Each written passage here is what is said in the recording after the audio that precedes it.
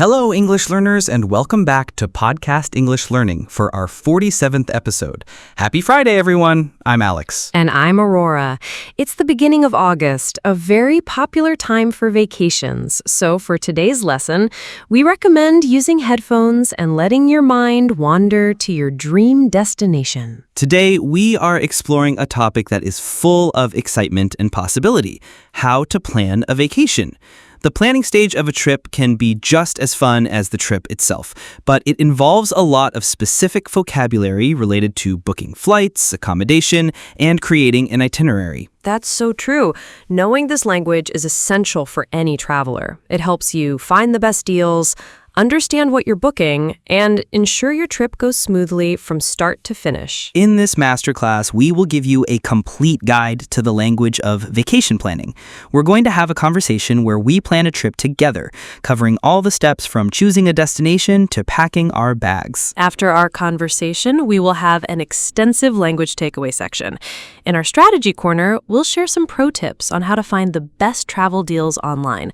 And of course, we'll feature one of our amazing listeners in our comment spotlight. This is your complete guide to planning your next adventure in English. Let's get started. So, Aurora, we've been talking about taking a proper vacation for ages.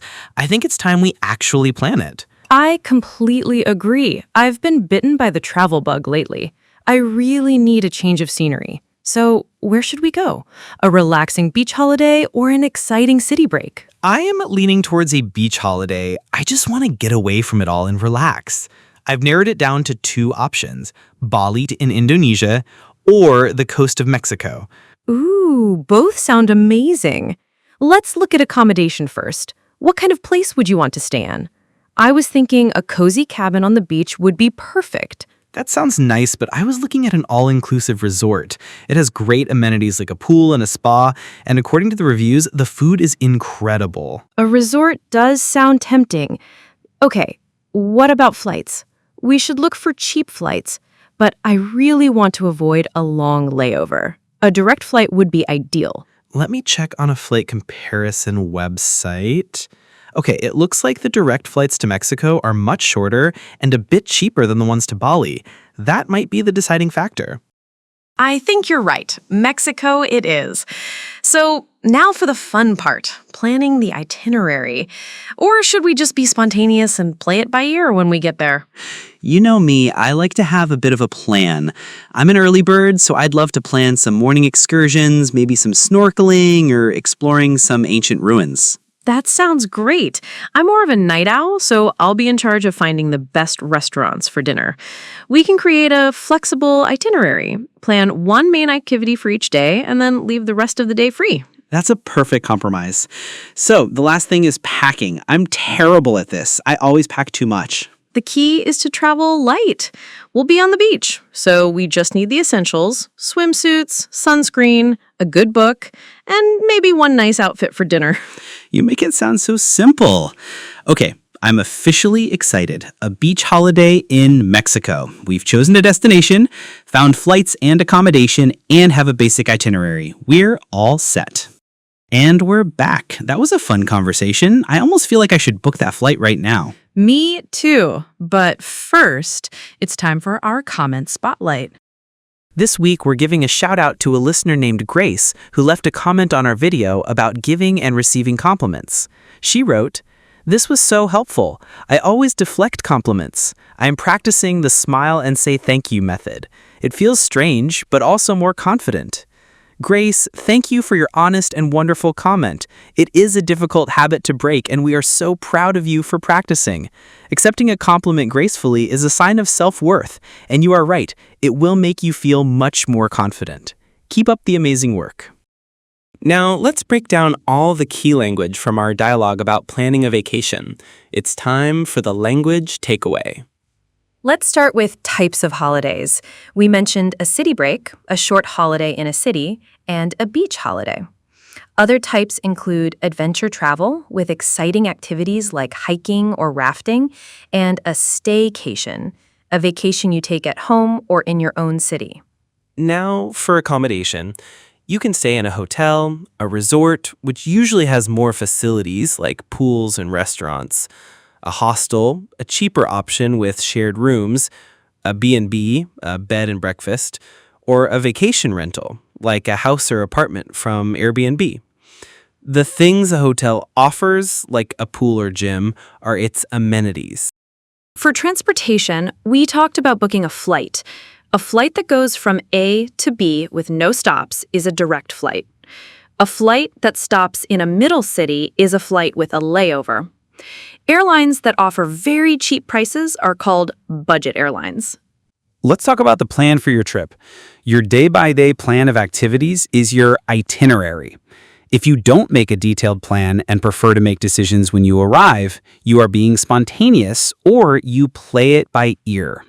And for packing, the things you pack are your luggage or baggage. A large bag is a suitcase. A small bag you take with you on the plane is a carry-on. The essential things you must take are your essentials, and if you take very few things, you travel light.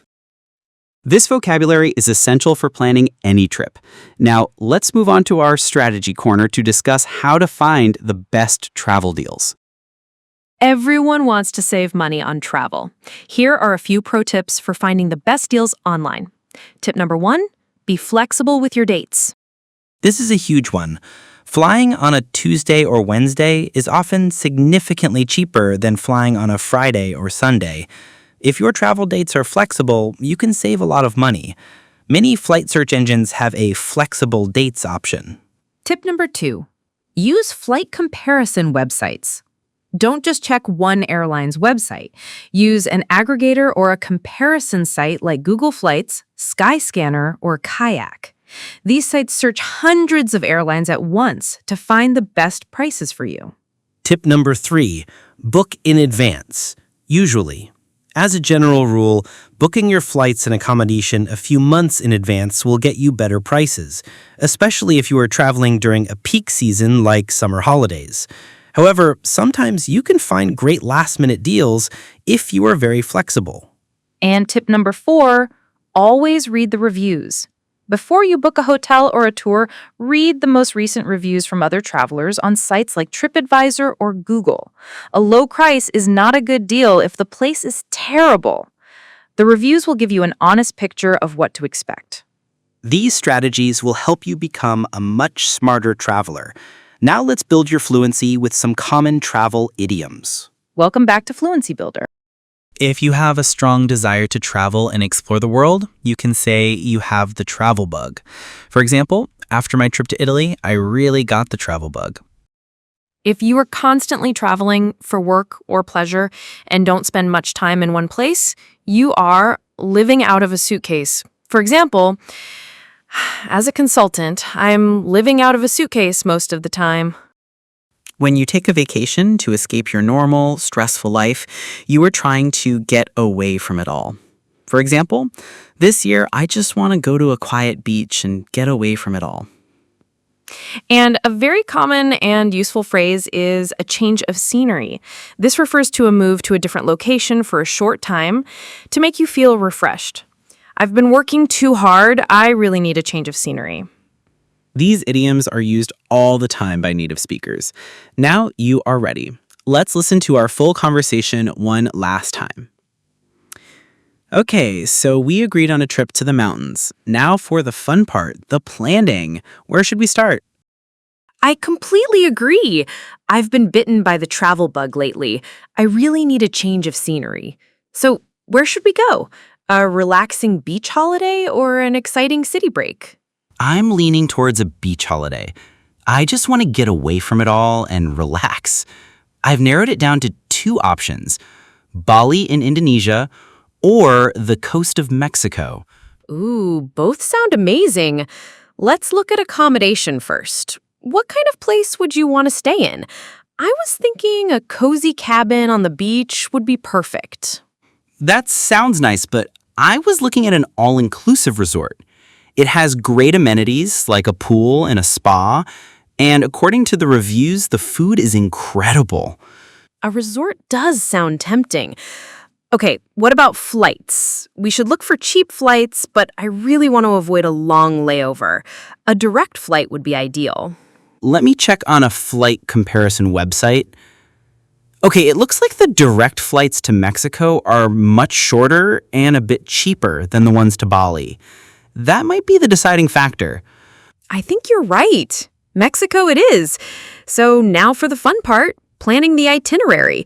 Or should we just be spontaneous and play it by ear when we get there? You know me, I like to have a bit of a plan.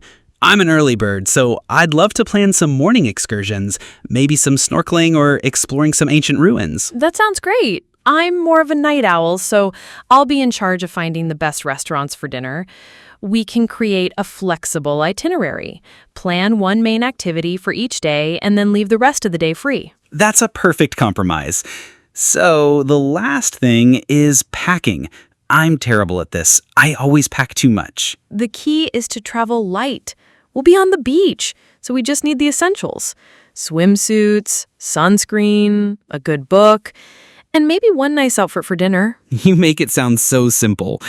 Okay, I'm officially excited. A beach holiday in Mexico. We've chosen a destination, found flights and accommodation, and have a basic itinerary. We're all set. And that brings us to the end of our masterclass on planning a vacation. We covered a huge amount today, from the different types of accommodation and flights to the strategies for finding the best deals online.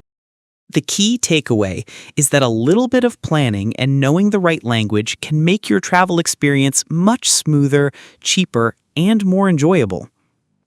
Now for your homework. We want you to dream a little. In the comments section, tell us, if you could go on vacation anywhere in the world right now, where would you go and why? We would absolutely love to read about your dream destinations. If you found this lesson helpful, please give it a like and be sure to subscribe to Podcast English Learning for more real-world English skills. Thank you for joining us today. Until next time, goodbye. Bye, everyone, and happy travels.